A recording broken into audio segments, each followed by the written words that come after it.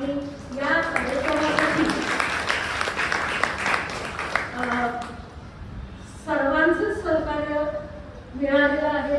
त्यामुळे मी माझे दोन्ही सहकारी, माझे सर्व शिक्षकेतर आणि उपस्थित असलेले सर्व कुटुंब यांचं सुद्धा मी पुन्हा एकदा स्वागत करते आणि इथं मी थांबते।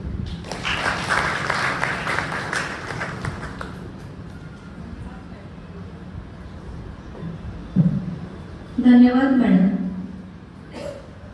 आपल्यातल्या आपल्या माणसांची आज आपण आपुलकीने व आपलेपणाने सत्कार करत आहोत। मी संस्था अध्यक्षा व कार्यक्रमाच्या अध्यक्षा डॉक्टर लताताई देशपांडे यांना विनंती करते की त्यांनी माननीय राजन बेलवलकर यांचा पुष्पगुच्छ व श्रीफळ देऊन सत्कार करावा।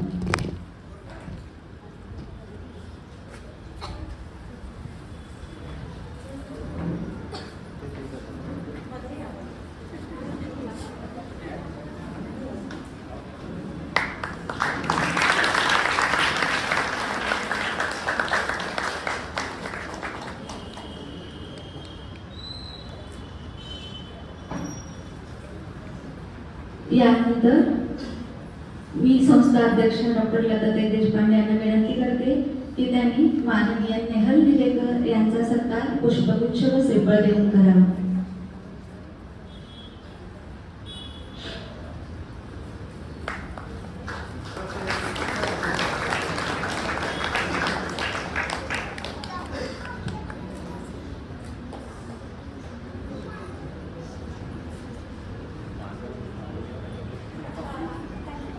धन्यवाद मॅडम। कृतज्ञतेतून ओठी येती सहजपणाने भावमनाचे, कृतज्ञतेतून ओठी येती सहजपणाने भावमनाचे, शब्दसुमनाने स्वागत करूया सोहळ्यातील सर्व मान्यवरांचे। व्यासपीठावरील सर्व मान्यवरांचे हार्दिक स्वागत। मुख्याध्यापकांच्या हस्ते पुष्प देऊन स्वागत करण्यात येत आहे।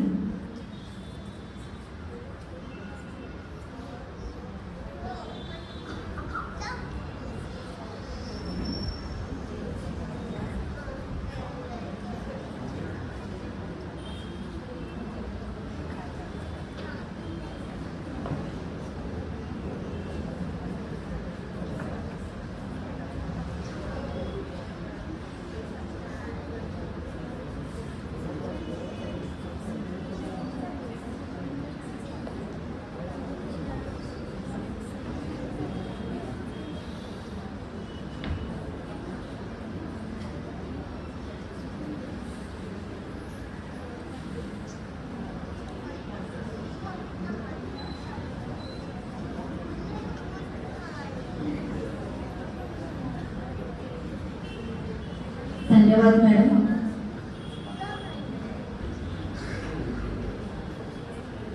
शाळेवर संस्थेवर लोभ असणाऱ्या देणगीदारांकडून विद्यार्थिनींना प्रोत्साहन देण्यासाठी विविध पारितोषिके दिलेली आहेत। यात शाळेच्या माजी विद्यार्थिनींचा फार मोलाचा वाटा आहे। शाळेच्या उभारणीमध्ये त्यांनी सक्रिय सहभाग घेतला आहे। आपण ज्या हॉलमध्ये बसलेलो आहोत तो देखील माजी विद्यार्थिनींच्या प्रेरणेतूनच साकारला आहे। शाळेच्या माजी विद्यार्थिनी श्रीमती सुमन बेलवलकर व डॉक्टर सुवर्णा निरेकर यांच्या स्मृतीप्रित्यर्थ त्यांच्या नातेवाईकांनी या वर्षीपासून विद्यार्थिनींसाठी पारितोषिके जाहीर केलेली आहेत। त्यासाठी शाळेत विविध स्पर्धेचं आयोजन केलं होतं। या स्पर्धांविषयी माहिती देत आहेत संस्था उपाध्यक्षा माननीय नीलाताई बोडस।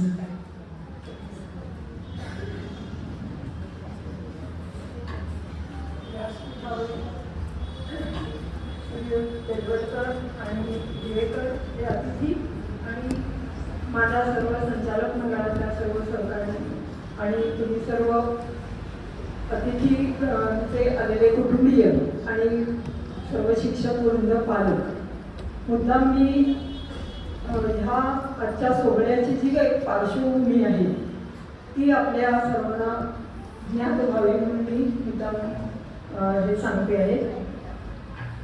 आता समोर जे तुम्हाला फोटो दोघींचे दिसत आहेत ह्या साहित्य शारदेच्या दरबारातल्या 2 विदुषी आहेत.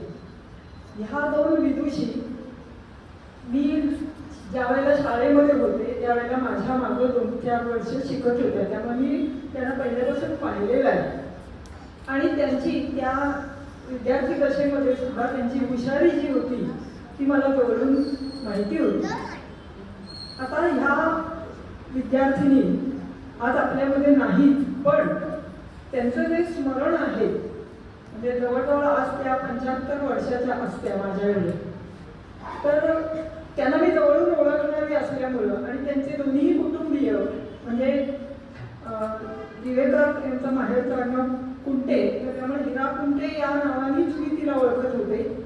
आणि सुमन बेलवलकर ही तर त्या नावाने माहितीच होती.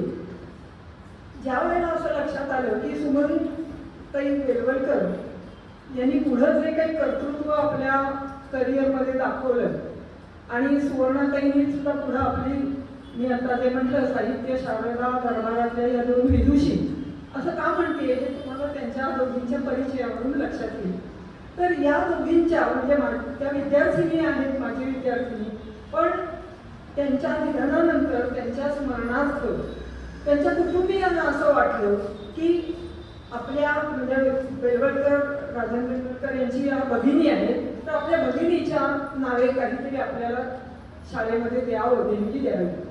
तसंच दिवेकर हे त्यांच्या पत्नीसाठी म्हणजे आमची हिरा कुंटे, तर यांच्यासाठी देणगी देण्याकरता योगायोगानं अगदी त्या एक 7-8 महिन्यातला फरक, आधी बेलवलकर कुटुंबीय आम्हाला अप्रोच झाले आणि नंतर दिवेकर, या दोघी ज्या विद्यार्थिनी आहेत त्यांचं वैशिष्ट्य असं आहे की त्या 1964 सालच्या त्यावेळच्या 11वीच्या विद्यार्थिनी, त्या दोघी एकाच वर्गात होत्या, एकाच शाळेमध्ये शिकलेल्या.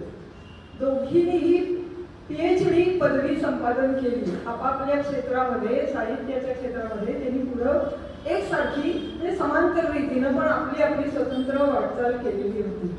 हा एक योगायोग आहे की ह्या दोघी विद्यार्थिनी एकाच बॅचच्या असलेल्या आणि त्यांचे कुटुंबीय आमच्याकडे यावेत आणि त्यांनी अशा प्रकारची एक कल्पना सांगितली की या दोघींच्या करता आम्हाला काहीतरी शाळेमध्ये ठेवायचं आणि देणगी आणि मुलींच्यासाठी काहीतरी करायचं. तेव्हाच मी त्यांना कल्पना दिली की नेहमी ते आपले एन्डॉमेंट प्राइजेस असतात ते आपण स्नेहसंमेलनाच्या वेळेला मुलींना देतो. कोणी 10वीमध्ये पहिला नंबर किंवा विशिष्ट विषयाबद्दल असतात, मेरिटसाठी असतात, ती त्या वेळेला स्नेहसंमेलनामध्ये दिली जातात. तर तेव्हाच मला असं लक्षात आलं की ह्या दोघींच्या नावानं जे स्मरणार्थ बक्षिसं ठेवलेली आहेत पारितोषिकं, की अशा स्नेहसंमेलनासारख्या गडबडीच्या वातावरणात आपण द्यायची नाही. आपण त्याच्याकरता एक स्वतंत्र कार्यक्रम करूया. ही कल्पना मी आमच्या संचालक मंडळामध्ये मांडली आणि सर्वांनी त्याला परवानगी दिली की मग असं म्हटलं आपण की शाळेचा एक नवरात्राचा म्हणजे शारदोत्सव असतोच, या दोघी शारदेच्या दरबारातल्याच आहेत, तर आपण शारदोत्सवातच हा एक कार्यक्रम संयुक्त दोघांच्या एकत्र म्हणून बेलवलकर दिवेकर स्पर्धा पारितोषिक वितरण समारंभ असं संयुक्त नाव आपण या कार्यक्रमाला दिलेलं आहे. तर हा आपण साजरा करूया असं कल्पना सांगितल्यानंतर मी त्या दोघांनाही त्यांच्या कुटुंबियांना त्यांच्याशी संपर्क साधला आणि अशी कल्पना त्यांना सांगितली की आपण नवरात्रामध्ये तुमचा हा पहिला शुभारंभ आहे, पहिल्याच वर्षी आपण हे पारितोषिकं देतो आहोत, तर तुम्ही दोघं याल का? तर त्यांनी सगळ्यांनी आनंदाने परवानगी दिली. तुम्ही नवरात्रातला कुठलाही दिवस ठरवा आणि आम्ही त्यावेळेला नक्की येऊ. आणि त्याप्रमाणे हा एक आनंद सोहळा जो आपल्यासमोर आहे हा नुसता पारितोषिक वितरणाचा कार्यक्रम नाही आहे, हे लक्षात घ्या की हा एक संस्काराचा कार्यक्रम आहे. हा संस्कार कसला आहे तर ह्या विद्यार्थिनींच्या जे आता आपण त्यांचं कर्तृत्व ऐकणार आहोत त्याची प्रेरणा आपल्या विद्यार्थिनींना मिळाली. तसंच सुमनताईंची जे क्षेत्र होतं वक्तृत्व आणि साहित्य, तर त्याच्या आधाराने मुलींमध्ये काहीतरी वक्तृत्वाच्या संदर्भातल्या काहीतरी म्हणजे तो एक गुण व्यक्त व्हावा. साहित्य लेखन हे सुमनताईंचं जे क्षेत्र होतं, तर लेखनाच्या काही स्पर्धा घ्याव्यात आणि त्यामुळं यासाठी सुमनताई बेलवलकरांच्या ज्या काही स्पर्धा आहेत त्या वक्तृत्व आणि साहित्य लेखन या स्वरूपाच्या आम्ही आयोजित केल्या. आणि साधारणपणे 2-2.5 महिन्यापासून आमचे हे प्रयत्न चालू होते. त्याकरता खूप 2-4 वेळेला मीटिंग्स घेतल्या. शाळेच्या सगळ्या स्पर्धा समितीच्या सगळ्या सदस्य आणि मुख्याध्यापिका यांच्या बरोबर आम्ही मीटिंग घेऊन त्या कार्यक्रमाचं स्वरूप म्हणजे स्पर्धांचं स्वरूप कसं आहे हे निश्चित केलं आणि त्या 11 सप्टेंबर रोजी या सगळ्या स्पर्धा घेतल्या. आता सुवर्णा दिवेकर यांच्याकरता यशवंतराव दिवेकरांनी एक वेगळेच निकष सांगितलेले होते. त्यांच्या दृष्टीनं बहुआयामी व्यक्तिमत्व असलेल्या अशी विद्यार्थिनी आपल्याला निवडायची आहे.